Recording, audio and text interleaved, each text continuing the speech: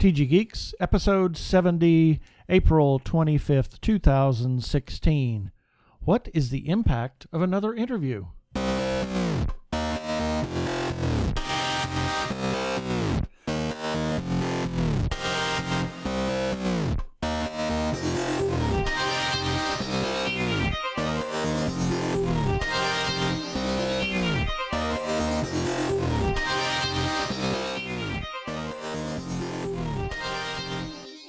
Hello and welcome to another webcast from tggeeks.com, where Ben and Keith, the Two Gay Geeks, talk about all aspects of geekdom and nerdery. Sci-fi, comics, film, horror genre, you name it, we talk about it. I'm Keith Lane, and we are coming to you from TG Squared Studios in lovely Phoenix, Arizona. And I'm Ben Raggington, the original. You like that? Also coming to you from lovely Phoenix, Arizona. I'm beyond that. Oh, damn! That was a real impact. Yeah.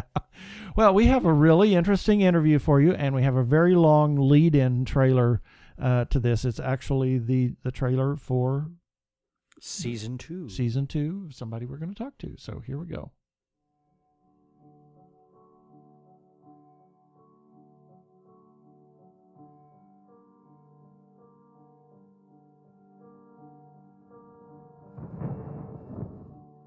Last time I saw sunset, I was 14 years old. Since then, I've lived in the dark. Until now. Until you.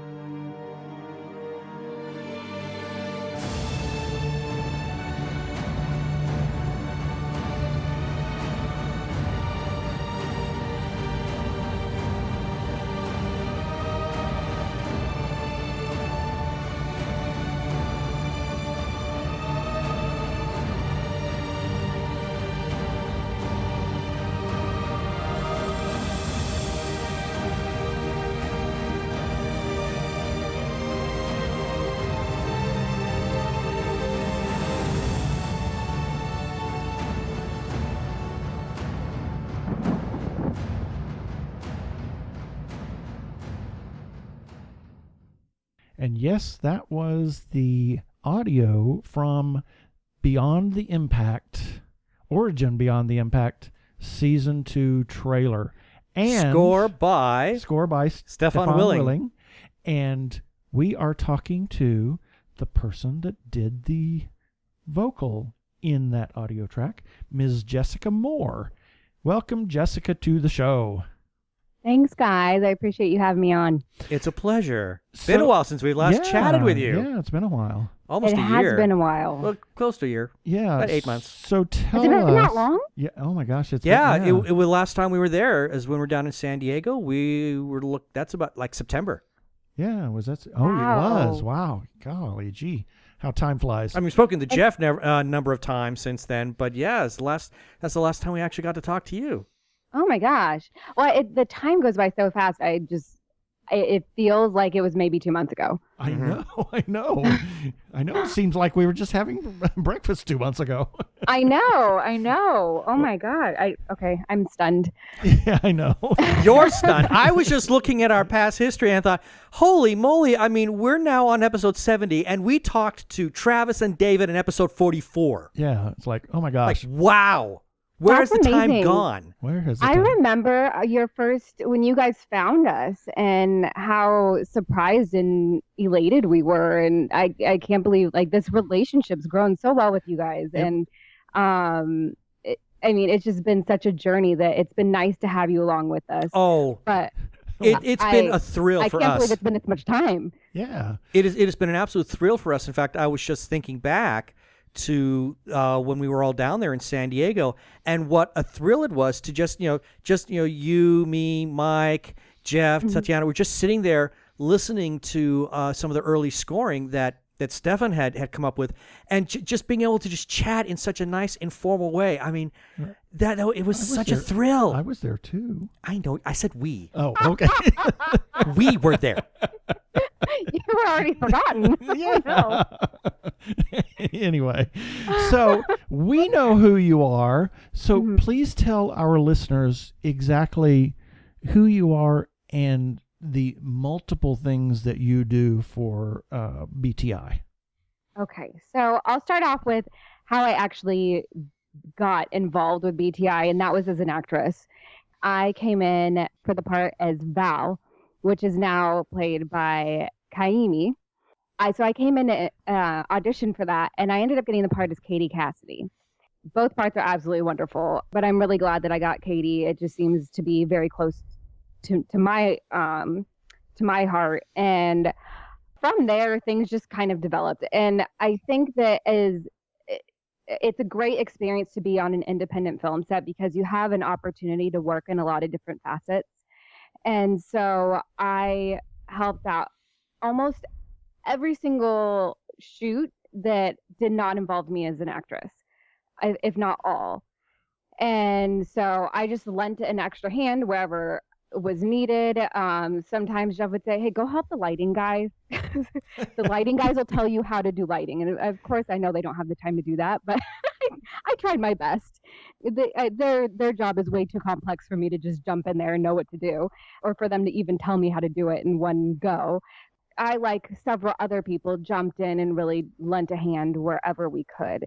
So from there, Jeff had an opening in the office, and I have a lot of office experience with human resources and with staffing. And I guess he saw my work ethic or something. I don't know. That he said that he really thought I'd be a strong person to come on and Etched Motion and help him on the business side of things.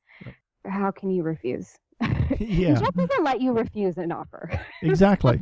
So, and just to let everybody know, Etched Motion Productions is the producer of BTI and Jeff Patton's production company. So you are the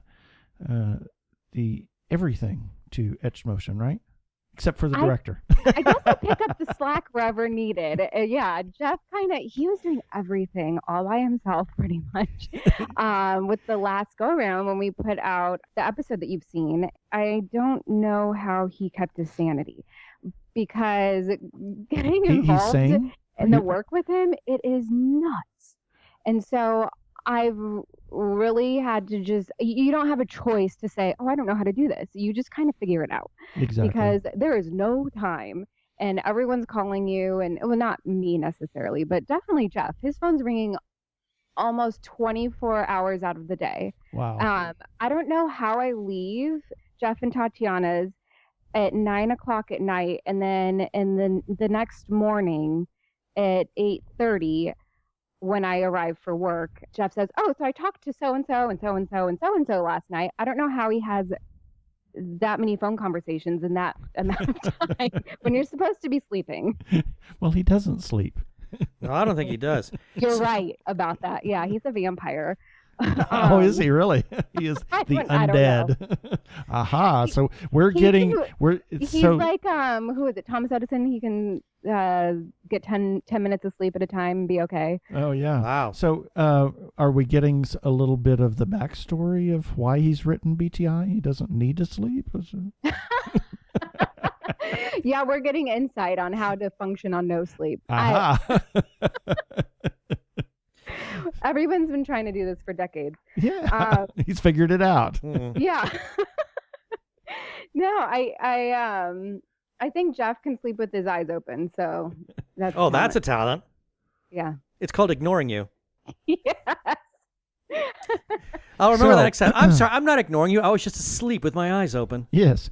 So now that you have been doing the administrative tasks, shall we say, for Etched Motion and working very closely with Jeff, and also still playing the part of Katie Cassidy, how do you separate all that, and how do you have a life? Yeah.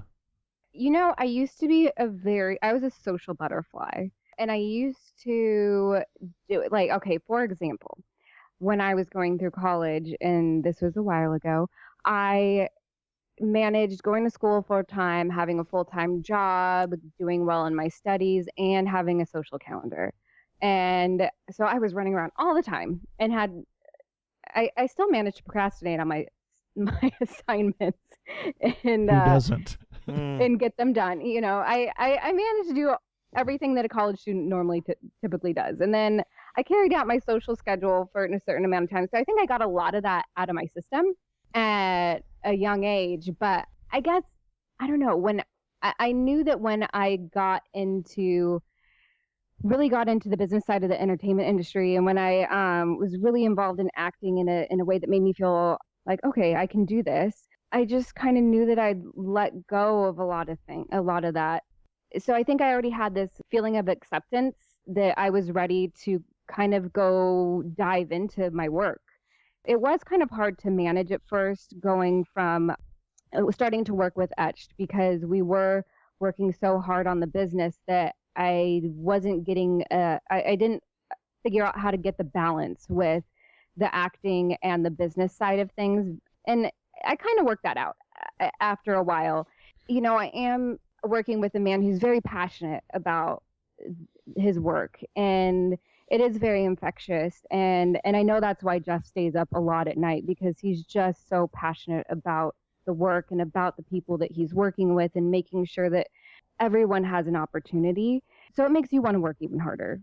Eventually, Jeff and I worked things out where I said, okay, I need to separate for a couple hours at least when I go home. So I would go home and I'd have my time with my family or friends, and then I'd go and I'd study Katie, and I'd study my acting, and I'd go and write my ideas, because I get these like storyline ideas in my head, or you have a crazy dream and you think, oh, I think that could be a movie like down the road. And so I want to write them down. I want to talk to my husband about them, and we kind of conceptualize that, like, okay, how can we bring this into movie format? And I'm finally, after maybe after 6 months, I started to really get a balance, and now I feel like I'm in a really good flow. Well, that's good. So it helped, though, that you were brought on towards I won't say the lull time, but in the middle of production or non-middle of filming time, and you were able to get some of that down, even though there was stuff going on in the background of pre-production and preparing for the characters, etc. But it's kind of nice that you had that opportunity to get the business side worked out, and then all of a sudden, then you throw the acting side in there, so it kind of helps a little bit, I would imagine. Oh yeah, it was perfect timing, and I don't know if Jeff meant for it to be that way, but I think for me it was definitely advantageous, because I needed that time to figure out some of the business. It's so much of it is so obscure and so elusive that it's you really have to dig to try and figure things out. Right. And who to contact and who to know to do what. Yeah, it's all about who you know, isn't it? It is. It's so interesting. I was even just looking for, okay, what if we wanted to go with call a company and see what representation's like, and what's the process? No one has phone numbers. Exactly. You can't call them. We've tried to get in touch with some actors to do interviews, and even though I have an IMDb Pro account, it's like there's so many layers, and half of them don't have email addresses or phone numbers, and it's like, really? The representation companies even. Yeah. And so how do you even go about contact? Have you ever gotten in contact with one of those elusive people? Actually, yes. Yeah, we did. And most of them never good. Most of them are, no, he doesn't want to talk to you, or no, she doesn't. And it's them saying it. Obviously, it was the verbal equivalent to having a door slammed in your face. Yeah, but it's okay. I understand. I've gotten those myself. Yeah. Sorry, but their time doesn't allow for off-schedule interviews, or something like that. Oh. Anyway, enough about us. Yeah. So you talk about all the time that you spent working for Jeff and Etched Motion Pictures. Is it safe to say that this is your full-time gig now? Yeah. It is. Cool. I don't really have time for anything else at this point. You have midnight to 4 a.m. Of course. Oh, yeah. I should be able to figure something out in between that time. Yeah. It is my full-time gig. I honestly can't imagine doing anything else now. This is where I feel in my element. Well, that's really cool. Now, It's really nice. Now, I seem to remember the last time we were down there and we were all chatting together and just having a nice little social visit. We learned that you don't live in San Diego. No, I don't. Not anymore. So I grew up in San Diego. My husband and I, so he's from Georgia, the state. He moved out to San Diego several years ago. We met, and then he said, I really want to move to LA. And what was so funny about that was I was thinking about moving to LA too. It was perfect. So our plan from day one was to move up to LA eventually. And so I moved up to LA, and the first big gig that I get is in San Diego. Of course. Of course. Go figure. I mean, it's Murphy's Law. How in the world did it take that much time for me to finally get a gig in San Diego? It's like, oh well, and you live there your whole life. Doing a lot of driving now. Yeah, a lot of spending time in your car. So I guess what I'm wondering is when you're just working as I don't want to call you administrative assistant because that just sounds kind of demeaning. But when you're serving in your non-acting capacity, shall we say, for Edge Motion Pictures, is that something that you have to do when you're down in San Diego? Are you able to spend a lot of time just working at home in LA? Because man, that is an evil commute. Yeah, the commute is evil, and luckily I have my family down here, so I've had an opportunity to really spend some time with my parents. I was staying with a friend for a little bit. Actually, he was featured in the 1 Minute trailer. He was with Danielle Conrad. His name is Dallas Pugh, good friend of mine. Okay. I pulled him in, said, you have to do this. But anyway, I was staying with him for a little bit, and then I've had an opportunity to stay with my parents, which if it was totally acceptable, I would just tell Neil, let's live with my parents forever because they're just so fun. I love them. Obviously, they don't want to go to LA. Has that relationship always been a good relationship, or has that developed in you coming back and spending time with them? It's actually, we've always had a pretty good relationship. Of course, I went through my rocky teenage years where I hated everything. Of course. And knew too much and, whatever, however teenagers are, that was me. So by the time I turned 18, everything was good again. So horrible that my parents had to go through that. But yeah, no, we have a really good relationship, and it's been like that for years. Sadly, only spend a handful of days in LA with my husband and my 2 cats.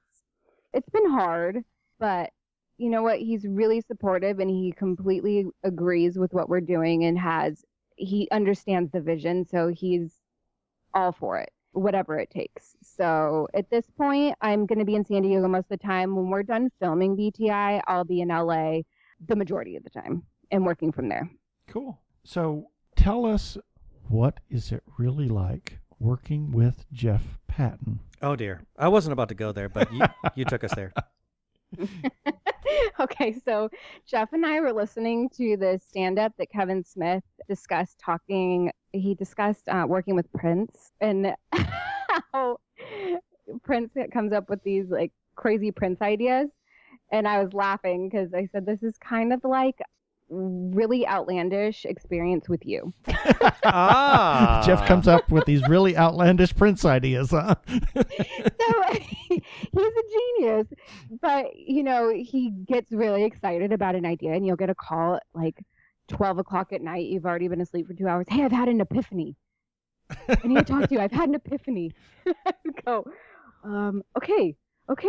And then, he has an epiphany, like something that is really great, but you just don't have the right reaction because you're still asleep, and you feel really horrible because he's like, yeah, and you probably don't have the right reaction that you would normally give. Right. So he's like, oh man. But let me wake up. Let me have some coffee or whatever. I don't know. I got one. I got. Let me get a drink of water. I got 2 words for Jeff. E and male. There you are. Thank you very much. Yeah. No. It's fun. It's exciting because it's fun and exciting to be working with such a creative person. But yeah, like I'll get a call at a random hour with an epiphany, like quite often. So it's Well, just that's cool. it's funny. Yeah, It- he keeps me on my toes. Yeah, it's good that you have a really good relationship, and It that would was, have to be. That was really evident when we were down there, and back in September, that you guys have a really good relationship, and you get along with Tatiana as well. So that is really great that you guys have that relationship to be able to feel comfortable with each other and just do the crazy things and call at all crazy hours of the day. It would have to be a good relationship, because if it weren't, then there would have been some killing by now. Yeah, I know. Well, he hasn't killed me yet, and you haven't returned the favor. And I haven't. So I think we're doing pretty good. Well, that's good. So yeah. The trailer for season 2 is... It's spectacular. It's I love spectacular. it. I love it. It jazzes me every time I look at it. I just I cannot wait for this to come out. So before we talk about the action itself, let's talk about the music. And Jeff had indicated good. I was that so glad. I was hoping that you were going to talk about that. He'd indicated that you've been really involved with helping with the music and everything. What we heard back in September, and I'm not giving anything away. No, because we talked about it on our website. It's already, kind of out there. But what we heard in September, and then what has been put together in the trailer with the video in the trailer, is absolutely incredible. So tell us about that experience. How have you been involved? What's it been like working with Stefan, and that time difference and geographical difference and all of that kind of anything stuff. You can share. Anything you can share, yeah. Oh, you guys, it has developed so much. The music has developed a lot, and I think that you'll find even the song in the trailer, because that was a rough edit, that's developed. Stefan and Jeff is his music producer. Those two work many hours a day together. It just working on perfection. They'll work on one song over and over and over and pick every little piece apart. It is really perfection before it gets sent over to the orchestrator, Nick Rain. I mean, I had no idea, because I knew that Jeff spent some time in music, but he doesn't talk about it. And you really have to pry it out of him. So having the privilege to work, listen to him and Stefan work, and kind of facilitating some of the discussions with the recording studios and stuff like that, I had no idea. I am just amazed. Like, the man has so much talent, and Stefan has so much patience and stamina to stay up late after working all day long. He'll stay up late and he'll talk to Jeff on Skype all day. Wow. Yeah, and they work over Skype. So he works pretty late into the night. So I always come in and tell Stefan he has to go to bed, because he's poor guy. He's up so late, but he loves it. Well, this is Stefan's big break, yeah, so to speak. And like Keith and I said, what we've heard thus far has been absolutely amazing. I mean, the rough tracks that we heard last September, all done on synthesizer, but with digital programming being what it is, I could get a very, very strong sense of what it will sound like fully orchestrated, and it was thrilling to hear what is already being put out there. And like he said, when we listen to the trailer music again, when you're with your narration over at the very beginning, I mean, I felt that electricity all through me again, like I did when we saw Origin, the first season of it. It's just this excitement to get a chance to revisit this world and revisit these characters that in just a very brief amount of time I've become enormously fond of. And the music is definitely playing an enormous help in that. I'm just really thrilled to see where this whole thing is going right now. I'm so glad that you had a chance to listen to it, because it's been a driving force, even for the actors. Jeff had a few of us in here, and Stefan has amazing talent, and he's so young as a composer. So I just can't wait to see his career blossom. And I'm so glad that we got to work with him at the early stages of that. And he's just such a nice and humble guy. But I do want to let you know that, I mean, for the actors, like they have told a story. So Jeff will tell Stefan, okay, this is the image, this is what's going to happen in this scene, and this is the story that we need to tell through the music. And Stefan will go and do that, and he'll have the story in music format, and then they of course hone it. And then Jeff has brought the actors in for certain scenes, certain very pivotal scenes, and we discuss them. And Jeff will have us listen to the music, and we can literally see the entire scene unfold and what we need to do as a team. This is, once again, you guys have kind of upset the apple cart in as far as filmmaking is, because that's not the way films are generally made. No, it's they're not. It's filmed and then it's scored. But to be, this is incredible. You guys have really done some incredible things with. It's very much thinking outside the box. Thinking outside the box, and it's wonderful. Kudos to Jeff. Yeah. Yeah. I know he's listening. Yeah, so definitely owe it to him. I really hope that I think it's going to do so well. And that's a unique way of doing that, is to be able to set the scene to music and have the characters hear the music so that they kind of know some of the beats to hit, as well as what is going to happen, emotionally. They can emote to the music appropriately. Yeah. Well, if I recall correctly, and I think the reason this is working so well for this particular production is because Jeff has said that he and Stefan, they speak the same language musically. Yeah. And I think that's probably one of the reasons why it works so well. Right. And yeah, because his native language is German. And sometimes there is a language barrier when it comes to certain things. So, but the music, it just is very harmonious. Well, that's great. That's really interesting. So tell us now, where are you production-wise? Obviously, there's still a lot of principal photography to do, but are you getting at some point towards the end, or are we in the middle, or can you say? So I can give the insight. So we're about in the middle. Jeff is working with a writer named Amy Wolpa. You'll get a chance to meet her, I'm sure, down the road here. And so they worked really hard on some enhancements on the script. There are some new things that have been added that need to be filmed. And then there's also some things that we just haven't gotten a chance to yet. But a lot of things have been done in increments. So we'll do pre-production for a hunk of it, and then we'll shoot that. And then we'll work on pre-production for, as much time as necessary to get things in order. And then we'll shoot a hunk of that. And so, interestingly enough, I mean, obviously, we're not going in any particular order in the script, but kind of what scenes can be filmed on that location. Okay. But we don't know the end of the script. Jeff is saving that for last. Indeed. So nobody knows what's going to happen. Keeping that under wraps. Yeah, it is very secretive, and I'm excited to know. We're all speculating. That's really cool. So what have you made any observations or anything you can share with us about Katie's journey in this story? Well, there's some things that I don't want to give away because I want some element of surprise for everybody. Right. But she is very special. And so there, obviously in the first BTI, she just kind of keeps popping up.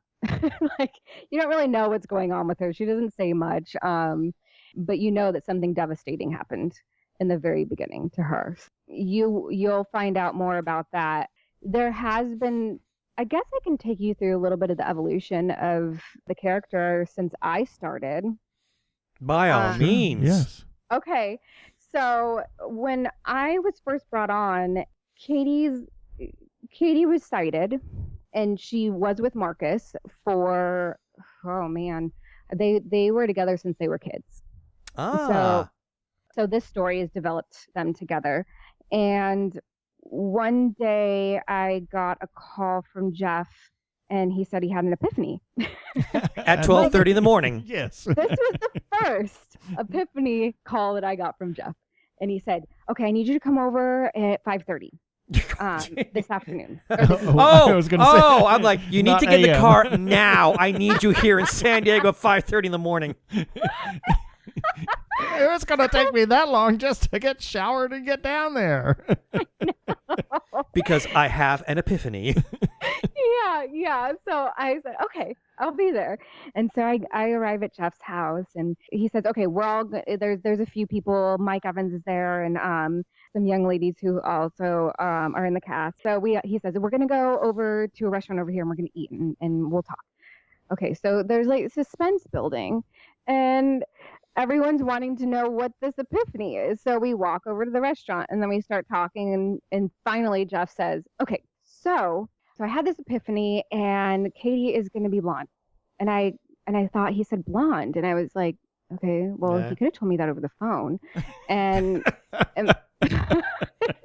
Okay. yeah. No, hair color must be discussed in person. That's an epiphanic moment. And I thought, yeah, okay, that's considerate. Maybe I'm really attached to my hair, and I'm worried about damaging it, but I think we'll be okay. So he goes on to speak about, he was listening to music, and he thought, Marcus and Katie's, their stories just, there's an element missing, and Kate, there's an element missing with Katie. She's supposed to be strong, but there's something that she needs to be stronger. I'm gonna make her blind. He just, I guess what he had seen was a video of a young woman. This is a real video on YouTube, and you can go and watch this. It's a girl who hears her boyfriend speak for the first time. Oh yeah. Oh, yes. I don't know if you've seen that. Yes, I have seen it. Oh my God. It's heartbreaking. Yeah. She just, I mean, I have goosebumps right now thinking about that video, but it just made me cry. It was beautiful. It was really moving. And he showed that to me and said, this is kind of an inspiration for you guys. So at that point I said, wow, I have a lot of work cut out for me. I don't want to do any disservice to the blind community, and I don't want to offend anybody, and I want to show how strong these people really are, because there's a lot of misrepresentation. I guess just like maybe not misrepresentation in film, but maybe some misconceptions. And so I was doing my homework, and I came across a YouTube channel for Molly Burke. And she is a girl who went blind at 14 years old. She went through a lot of struggles, and she is a motivational speaker now. She's still very young, in her early 20s, and I reached out to her, and we Skyped for a couple hours. And interestingly, I didn't know at this point that she had gone blind at 14, but Jeff had told me my character went blind at 14. Okay. So when she told me that she went blind at 14, I thought, this is so weird. And I told her, that's the same age my character went blind. This is very odd. So it was really nice to hear about her experience and how she's built so much strength. She doesn't let anything to hold her back. It's funny because she also rides horses. So does Katie. Mm-hmm. So a lot of things were really in line within our discussion, but some of the misconceptions she has seen in movies is blind characters wearing black or really, really dark glasses. I don't really know any blind people who wear really, really dark glasses like that. And we don't touch people's faces, especially when we just meet them. She said, please don't do that. So I said, I promise you that's not in the script. I've talked with another woman, Janine, with the National Federation of the Blind, and she's an author for children's books. She also teaches blind children how to surf. Wow. Wow, that's incredible. She has horses, and I'm just meeting all these inspirational people. And when I initially reached out to them, I didn't know as many things about them that were, I thought they were just, already inspiring with the little that I knew. But then, they do all these things on their own. And that's, I think, a misconception too within society is some, like, we just don't know. if you haven't known anyone who's blind and maybe you've seen a blind person in a movie, you think, okay, they touch faces to kind of learn what someone looks like. But like Molly was telling me, I thought, she's like, I don't know what my own face, like my nose in comparison with the face, like my nose may feel really big. And so she said, I don't really know based on touch like that. It's interesting. Yeah, I've learned so much. That's really interesting. I just have to just throw this kind of crazy thing. Oh in. dear, what are you going to say now? Yeah. I figured out why Jeff wanted us to talk to you, because of the BTI, whatever it is that about the impact. Your character is going to be the female Daredevil. Oh God. Okay, you guys remember when in the first interview at the Kickstarter party? Yeah. And I told you that when someone within the cast told me, hey, these people are still casting for roles at the sci-fi, tell them that you did gymnastics because there may be some stunts involved. And I thought, sweet, okay. So I emailed and I told them I did gymnastics. I thought, okay, I can totally do this, but there was none of that involved. Hey, maybe down the road. I just have to be a goofball. Of course. Oh man. But something that impresses me, and I remember I mentioned this to you when I met you the first time. Your acting in this is incredibly strong. And I've noticed that with a lot of independent films. I think a lot of people that kind of turn their noses up at independent films will think, oh, well, they're the people that they get, they have no real acting credibility. And I would say rubbish to that, because this is one of the strongest casts I've ever had the pleasure of watching. And you are clearly no exception. Your scenes, I really thought maybe you were blind. I've known a few people that were in my personal life, and I mean they had become good friends of mine.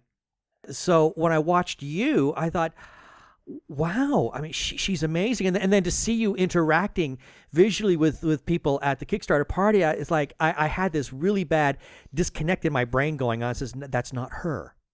Okay, that is really good to hear, because I feel like, wow, that translated so well. And it's really hard to watch yourself and go, oh, that was good. But it is. I think, oh, I could have done that differently. But, all you can do is you can go out there and you can do your best and just really be there. When Jeff tells you you've done a good job, you should be proud of yourself. Yeah. I would definitely be proud. Because like I said, I thought your acting in this was amazing, which then takes me to one other scene in the first part. And it's a heartbreaking scene where Katie has been she's been kind of dreaming of Marcus, and then she's being kind of woken out of that dream, and she just breaks down and cries. Mm-hmm. And as a viewer, I felt it, and that's what I would imagine that's probably what any good dramatic scene is needed. I mean, you want your viewer to not just watch what the character is doing on the screen, but to feel what the character is doing on the screen. You want that kind of empathy going, and you created that. You actually had me believing that what you were feeling was real. I mean, that was an amazing performance. So I guess my question is, obviously you've had some kind of acting training, because that was wonderful. Thank you. That is incredible. Thank you very much. I have had some training. I did some theater as a kid through high school and into college. And then I stopped for a long time, and I said, I'm going to get back to it. Something's going to happen, and I'm just going to know then. It's then and it's forever. So my husband found, he's an actor too, and he found an acting teacher in San Diego named Robert Wald. And he said, this guy, there's just something about this guy that it really clicks with me, and I think that you would like him too. So we started taking Robert's. I went the next week. Said, okay, I trust him. I think that I should go check it out. And I knew that's the moment. Acting is for here and forever. And we took Robert's class for about 1.5 years before we moved up to LA. And LA kind of just got sprung upon us too. Things just keep falling into place. It's crazy. Don't we know? But so that was my formal training.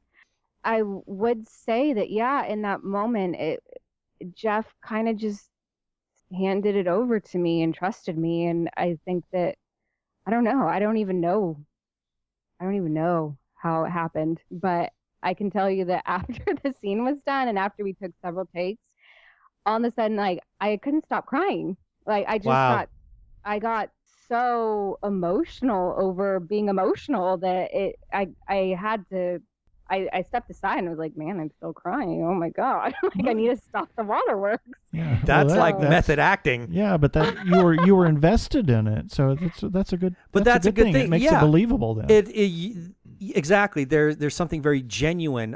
There's a truthfulness to the character at that point, and I think that and being that that's one of the earliest scenes in the shot, the entire first season, I keyed in on that, and that helped sets the tone. Yeah.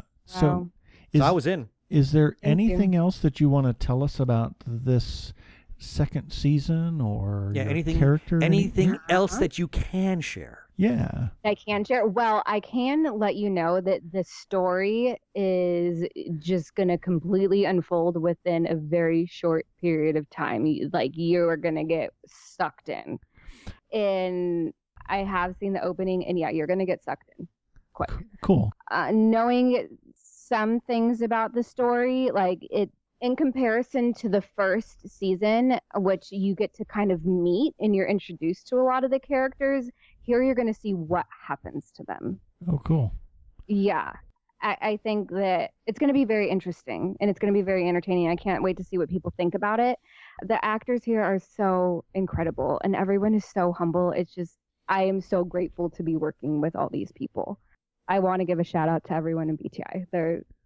This is an incredible experience. Oh, Wow. That's great. Well said. So if anybody wants to learn more about BTI or Etched Motion Pictures or Etched Motion Productions, how can they go about and do that? Well, we do have an email address that all of the main players are on. So Jeff, Mike, myself, as far as on the business side, we get these emails. It's info@etchedmotion.com. And we do have a Facebook page, Beyond the Impact, and Etched Motion. Also, Etched Motion Productions is the Facebook page. We're on Twitter. We're starting to get more social media outlets up and running so that we can really start sharing some maybe teaser photos and from behind the scenes. So hopefully we'll have those up for everyone to start getting invested in soon. That is nice. I'm like so excited already again. Yay! Yeah. So thank you, Jessica Moore, for being on the show with us. Absolutely. And sharing what you can about Origin Beyond the Impact. And it was a real pleasure being able to talk to you again. Oh, you guys too. Thank you so much. Thank you. Hi, I'm Patricia Chica, director-producer of Morning After. And I'm Christian Hotko, writer and actor of Morning After. And you're listening to the Two Gay Geeks podcast. Oh, yeah.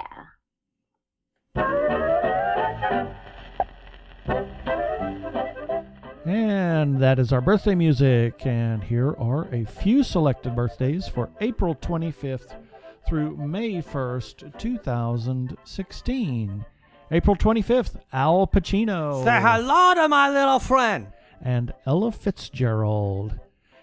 Also, on April the 25th, Meadowlark Lemon. You've seen him, haven't you? I saw him in like 1967, something I think he was pretty much at the prime of the whole Globetrotters thing then. And actually, he sat right next to me. We had courtside seats. My dad was seeing a lady at that time, and she was in the box office or something. She was connected to the convention center in Muskogee, and we got courtside seats, and he sat right next to me on the court at halftime. How old were you? 7. Oh, so you were you were really in a good position to chat him up or anything. No, not really. So pity. Anyway, so that's my brush with fame there. Also, April 25th, Peter Ilyich Tchaikovsky, born in 1840. April 22nd or 26th. Hello, what what date are we? Tom Welling, Stevie Nicks Of Arizona. And Carol Burnett. April 27th, Jenna Louise Coleman. Bye-bye, Clara. Yeah. April 28th, Oscar Schindler of Schindler's List. Of course. And April 29th, Kate Mulgrew. Duke Ellington was born in 1899, and William Randolph Hearst in 1863. Yeah, that Chris Hardwick, he's marrying into that family. Oh, how about that? Grumble, grumble, grumble. April 30th, Johnny Galecki and Kunal Nayar. Can you imagine? That's both of them have the same birthday. Leonard and Raj. Kupali. Yeah, Rajesh have the same birthday. They have the same birthday. How about weird. that? And Gal Gadot on April 30th. Cloris Leachman. He was my boyfriend! Frau Blucher. Yeah. Also April 30th, Al Lewis. Grandpa, yes. May 1st, Joanna Lumley. Can't wait to see her again in the new Ab Fab movie. Yeah. Very excited. And Judy Collins. And we have a Slice alumni, our own Megan Zier. Well, happy birthday, Megan. And that is it for the birthdays this time. Let's all go to the lobby. Let's all go to the lobby. Let's all go to the lobby to get ourselves a treat. Once they were a podcast. Hello and welcome to Casual Mode, the podcast for geeks of all trades and masters of none. Then they went dormant. But then he returned. But he didn't return alone. Chibi, let's do this. Casual Mode, now the channel for geeks of all trades and masters of none. This is Pokemon Fan Theories. This is Fun 5e Builds, another casual vlog. Tabletop RPGs, Pokemon Talk, and a whole bunch of other random What can I say? I'm ever so slightly lazy. Search Casual Mode on YouTube, Casual Mode Podcast on Facebook and Instagram, and Shadowbird712 on Twitter. Until next time, casual fanatics, keep it casual, y'all.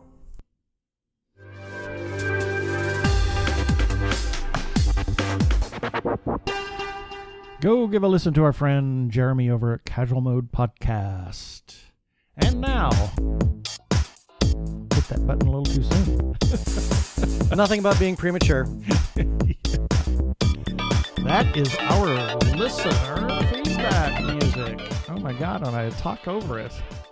And we got, well, the surprise of all surprises with some feedback. Somebody from, another lifetime ago decided to call in and leave us voicemail. Yes. I was very pleased when this came in. Yeah. So I'm going to play, there were actually 4 voicemails, so we're just going to play them in line. And I know that you said, oh my gosh, it just made my day. It did make my day. So here we go. Hey, Ben. Hey, Keith. It's the Bionic Geek from back in the Slice days.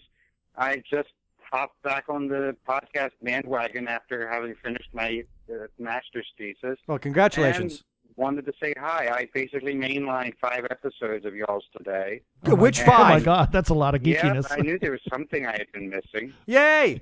So thank you very much for all the work, and I greatly look forward to participating in the community and hearing y'all every week. Ooh, cool. And then another, eventually. Hey guys, it's Roy the Bionic Geek. It is the 21st of April, well, at the same time, in the last show y'all mentioned, it is Queen Elizabeth's birthday. It is also the day of the death of Prince. Yes. Very sad. Not a good day, but there's one joke that actually made me feel a bit better. And it was just a picture of a very dour-looking queen saying, it's my birthday, and the only thing that people can talk about is some prince in the colony. That's a good one. I hadn't seen that. That's good. And then there was another one.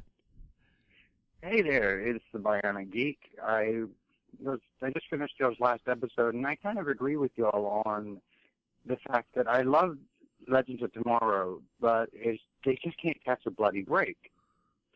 I just started watching the most recent episode, The Hateful Eight, mm-hmm. I have a good feeling about this one, especially the fact that Jonah Hex just showed up. True. This should be rather interesting. Let me know what y'all think. We will. And then he had another one because he finished watching that episode and called back in. Hey guys, this is Roy the Violent Geek. I just finished catching up with Legends of Tomorrow, or at least up to the Hateful Eight. And I think I might have to disagree with you. I agree with y'all and disagree with y'all concerning the whole Vandal Savage, nothing's happening thing. I get the feeling that Vandal Savage is kind of just there as a placeholder, but he's not really the important thing about this show right now. Right now, I think the important thing that's going on with the writers is that they are establishing and the characters and growing them into the team that they need to be. Especially, I mean, just look what happened with Nick. I'm not going to say anything more because spoilers. But I'm curious to see whether y'all think that argument has any merit. Well, we talked about this a little bit. Yeah. I think that there is something to be said about that.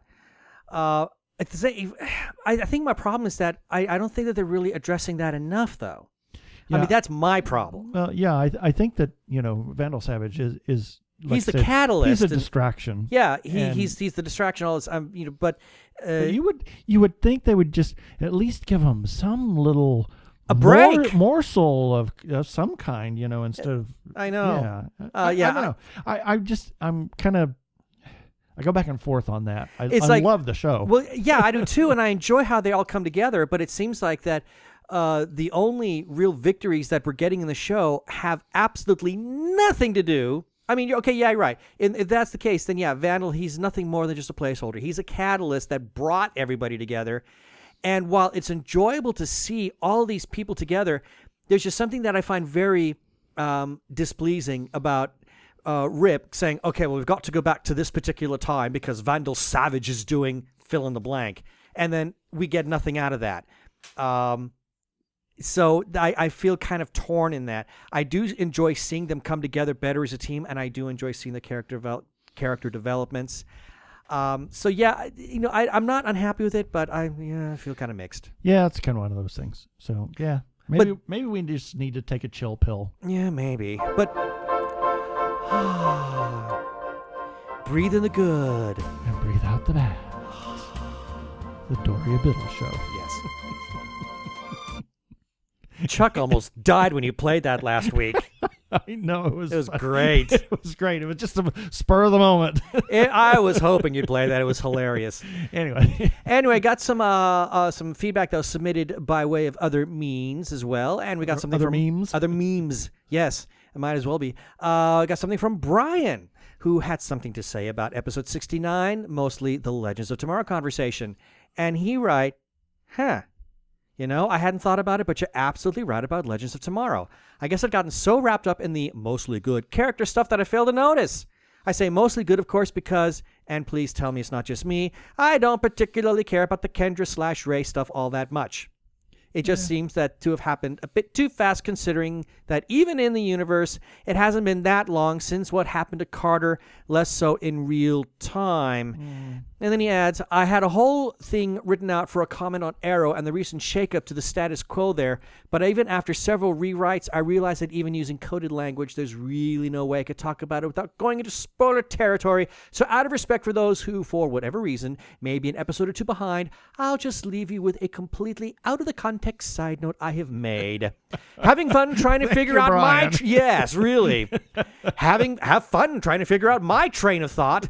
But as the great Lindsay Ellis once said, context is for the weak. Yes. That said, Katie Cassidy is on my shortlist for who I'd like to see play Shaundy if they ever made a Saints Row movie. Take that for what you will. Yeah. And then we got something from Occupants. Which is Russ Emanuel. That's Russ Emanuel. And he simply writes, thank you again. Thanks to Keith Lane and Ben Ragnarsson of TG Geeks for interviewing director Russ Emanuel about Occupants, the movie, and comic book. It was fun, and I hope people enjoyed this 1 hour interview. Well, we sure as heck did. Yeah, it was great. It was wonderful. And then last week, we ran a story about how Robert Downey Jr. has finally come forward to say, we're going to be doing Sherlock Holmes 3. Granted, he's awfully busy right now because he's getting ready to... In fact, I think they've already started filming on Avengers Infinity War. There's no real date yet for Sherlock Holmes 3, but they're currently working on a script at this moment. Anyway, in response to that story, Crazy Joe came back with, could we please find a role for Johnny... Please. Oh. Could we please... There's a joke behind that. Find a role for Johnny Lee Miller in the Marvel Cinematic Universe just so we can have all 3 modern-day Sherlocks as Marvel superheroes. That would be cool. Heck, even Mr. Holmes / Ian McKellen was Magneto. Joe, I am in 100% agreement with you. I don't know Even if it's a minor one. I mean, I kind of get a real big kick out of the fact that you got Benedict Cumberbatch and Martin Freeman both in the Marvel Cinematic Universe now. You know, it's like in The Hobbit, Desolation of Smaug, when you've got Bilbo conversing with Smaug. I mean, even though they were in 2 entirely separate studios filming their bits at 2 entirely different times, I got the biggest kick that Sherlock was having a dialogue with Watson. Yep. I mean, I kind of great. geeked out over it. So yeah, I would love to see Johnny Lee Miller have a role in the Marvel Cinematic Universe. I think it'd be awesome. And then we also got a message from Scott Linder who says, Buffy and I absolutely loved Robert Downey Jr.'s Sherlock Holmes movies, and I can't wait to see what they do with a 3rd one. I agree. Now, lastly, Looky, the twins. Looky, the twins. They know how to give us beautiful feedback, and Yes. this was no different. And this is in regards to episode 68, where we went up to Cottonwood, Arizona for the Verde Valley Comic Expo, and they're quoting a little bit of dialogue that Keith and I had, where we said, we had the opportunity to go to Cottonwood, Arizona. That's not exactly northern Arizona; it's more like central. And I said north central or north. I said, well, more north than we are. Yes. And then they added with north, northern, central, southern Arizona. It's still hotter than hell. Well, actually, Cottonwood is up in the mountains. It is so up it's in the a little mountains. It's not cooler. quite just as a little. Yeah, just a little. but then they add, even the cacti are probably out there right now like, woo, 98 Fahrenheit in the shade and lounging around in the sand when no tourists are looking. Yeah. Could probably go out to the Sonoran Desert any day of the week and there'd be cacti out there just resting. Yes. And then also they made some observation about how we said there was lots and lots of cosplay. And sticking with the cacti theme, they said, those are probably all the cacti slipping in to enjoy the AC. Yeah. And then they added, pretending to be us, I don't recognize the costume. Who are you supposed to be? A cactus. Literally, you're a cactus? Yes. What? No costume? Too. Warning. Hot. And there it is. And there it is. And that's the feedback for this week. And we just want to give you a little information about our comments. You can leave comments on our Facebook page, which is TG Squared Studios or TG Geeks Webcast. You can leave feedback on our website in the comments section. And you can also call us with listener feedback at 469-TG Geeks, and that's 469-844-3357. And I also want to say that, yes, I did edit out, or not edit out, but edited down some of the comments only because we had the interview with Jessica and we're desperately trying to keep our show in under an hour. Yeah. So, and another thing about our comments, please play nice. Okay? Thank you. Hey, this is Robert Palmer of I'm Alone the Movie. And Michael Weiss from I Am Alone the Movie. And you're listening to the Two Gay Geeks.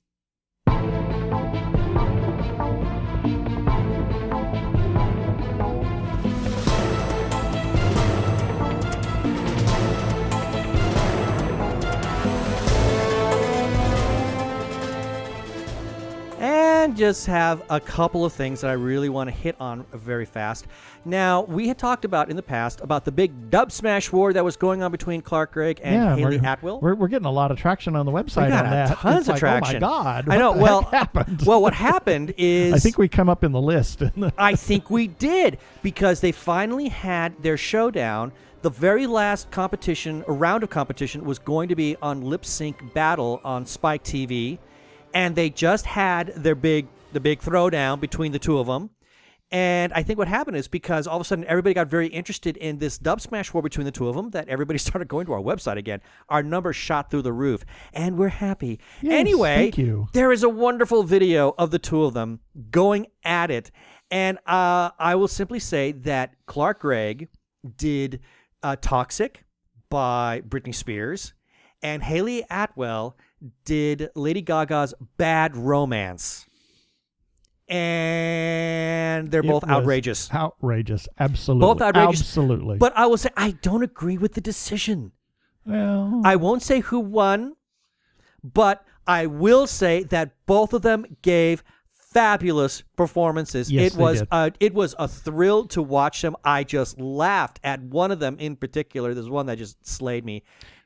And you can, if you go to the article, we have a link to an article that we ran of who won. Yeah. Agent Carter or Agent Coulson, and you will have you that in the show reminded me notes. that it's Director Coulson. But Yes, anyway, it's Director Coulson. But that doesn't matter. There's 3 clips in the article. One is a pre-show and from Spike TV. All of these are courtesy of Spike TV and their YouTube channel. And you can see the pre-show where Clark Gregg and Haley Atwell are talking, and then you can see both performances, and then you can see the winner. So there's 3 clips on the website. It was a treat. I recommend it. That will be in our show notes.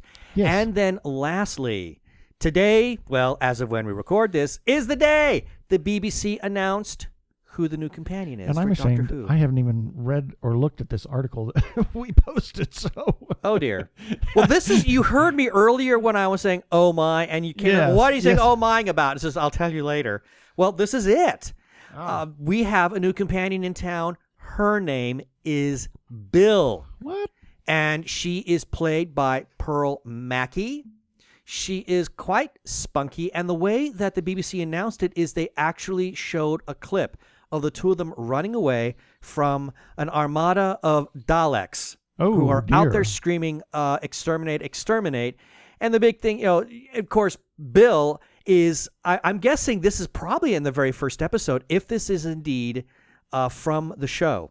The article seems to imply that it is. Exterminate! There is every indication that this is from an actual Doctor Who episode. I'm guessing probably the first one, because she has no clue who Daleks are, and in between being chased by them, she has to ask questions about them. Oh dear. And it's quite humorous, to be honest. And I have to wonder if this is going to maybe go for a new tone. Yeah, who knows? I mean, Maybe I so. kind of like that. I wouldn't mind them seeing go for a fresher tone, something that's a little more upbeat, a little lighter. I just wonder why we have to keep going back to another human. I would have liked to have seen them go for somebody, a guy, or how about an alien? Or who knows? I mean, I think there's all sorts of possibilities. It's a present day girl. I will give you one tiny spoiler, though. In the trailer, at the very end, the Doctor says, or this clip, he says, we have to go back to the future, back to 2017. Oh dear. Exactly. I'm very curious about it. In any case, we have that link in our show notes. And, of course, we're not going to see any more Doctor Who until we get the Christmas special. It won't hit TV until... Actually, it will not hit TV until 2017, although we are getting a new Christmas special this year. And this will be Stephen Moffat's Farewell. So, good luck. Yeah, bye. And that's it. That's it for us. So we got follow-up items, as always. Just wanted to let you know, we have a calendar on the website now. It's talks about different events, cons, birthdays, friends of the show birthdays. If you want to have your birthday or a special occasion mentioned on the show, let us know. We will add it to the calendar. You got it. And just send us a note, and if you know of a con that we should know about, send us a note. We'll put it on the calendar. And you know that we have been huge supporters of independent film, and I think we need to change that term to independent creators. Exactly. Whether it's film, comic books, whatever. Independent creators. So I think we're going to change that to be independent creators. We are big supporters of that. Yeah, because this is a whole new era now. I mean, now with the dissemination of information that right out there, the ease in which it is to publish one's own content. Absolutely, it's become really very fertile territory for someone to just go in there and without any kind of big studio backing or big publishing backing, and especially with Kickstarter or Indiegogo crowdfunding campaigns. Yeah, it's possible absolutely. to go out there and now create your own thing and not be beholden by to some big enormous corporation that'll tell you what to do. Exactly. So, being supporters of independent creators, we have a link for the Indiegogo campaign for Morning After, a new film by Patricia Chica and Christian Hodko. We did an interview with them. There's a widget on the side of the our website, and you can see that and see where they are and how long they have left. And please consider supporting that independent film. It's a film with a message. Also, Phoenix Comic-Con 2016. Oh my gosh, they're just continually adding guests. And I think the closer we get, the bigger the names are going to be. Well, they just added, Odette Fair, I think is his name. And Robert Beltran. And Robert Beltran, that's right. So, oh my gosh, it's just, people just keep coming. Hotel rooms are still available downtown, and until the end of the month, which is through next Saturday, you can still get a full con registration for $60. That's all 4 days. That is a value. It is a heck of a deal because a singular day, Saturday, is $40 by itself. Yeah. So all 4 days is take $60. advantage of it. Yeah. So please do it. Also, Phoenix Comic-Con has announced FanFest 16. It's going to be in October 22nd and 23rd at the Convention Center in downtown Phoenix. There will be more information released after the June event. And we want to give a special shout out to the Doctor Who Fancast Guide because they regularly republish our content, and we say thank you to that. And you can read the Fancast Guide by going to Twitter and looking for Doctor Who Talking Who, and their handle is @TalkingWho. And in the same light, must give special notice to Brian Weber because he puts out something called the Arkle Times Post Dispatch News, and he also shares our content. And you can see the Post Dispatch News by going to Twitter and looking for Social Justice Scald, and the handle is @Arkle.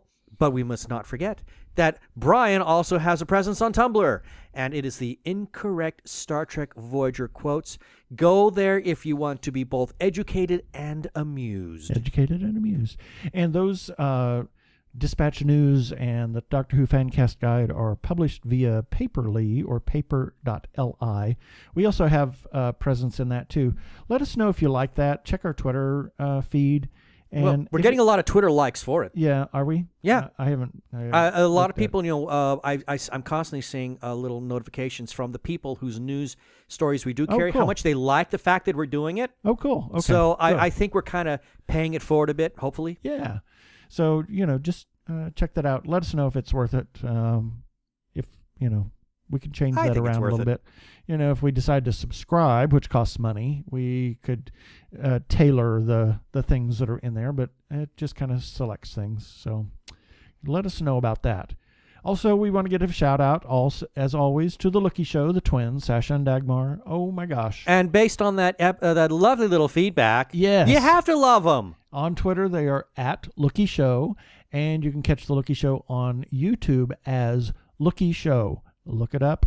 And if you like old movies and semi-campy reviews of old classic films, this is for you. Yeah, their content is incredible. It's great. We mainlined some last week. Yeah, it was a joy. It was great. So give them a look. And we want to give a shout out. A look. Cute.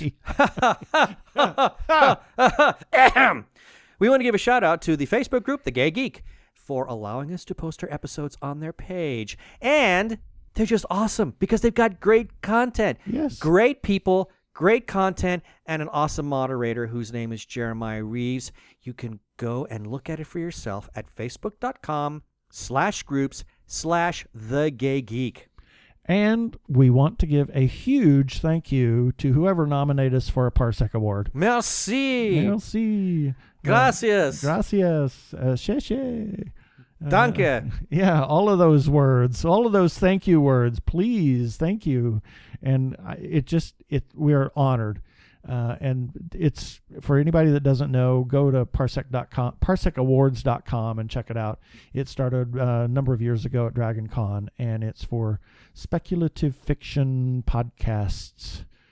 So check it out. Yeah, Thank we are very, very honored that we got listed. Thank Absolutely. you. It was nominated. I mean, nominated. that's a heck of a deal. It's an honor, really. Yep. And lastly, we want to say about the Amazon ads at the bottom of each article.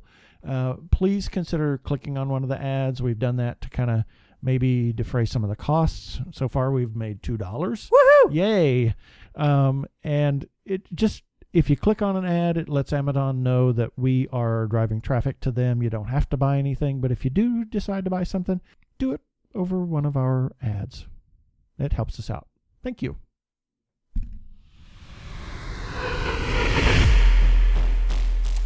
Do we have anything lined up for next week? We didn't have anything lined up for this week, and look what happened. I know. We never know. Sometimes we've got a number of... we have several things that are coming down the pipeline. Yeah, and we have in the calendar, but nothing for next week yet. But like I said, know. We had no idea we were going to be interviewing Jessica today either until just a few days ago. Yeah, so stay tuned.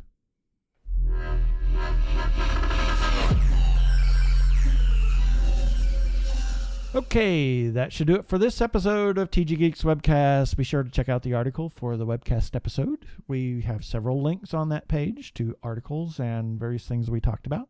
And remember, you can comment on our Facebook page or our website, tggeeks.com. You can leave us a voicemail at 469-TG-GEEKS. That is 469-844-3357. From TG Squared Studios, I am Keith Lane. Thanks for listening. I bid you peace. I bid you cheers.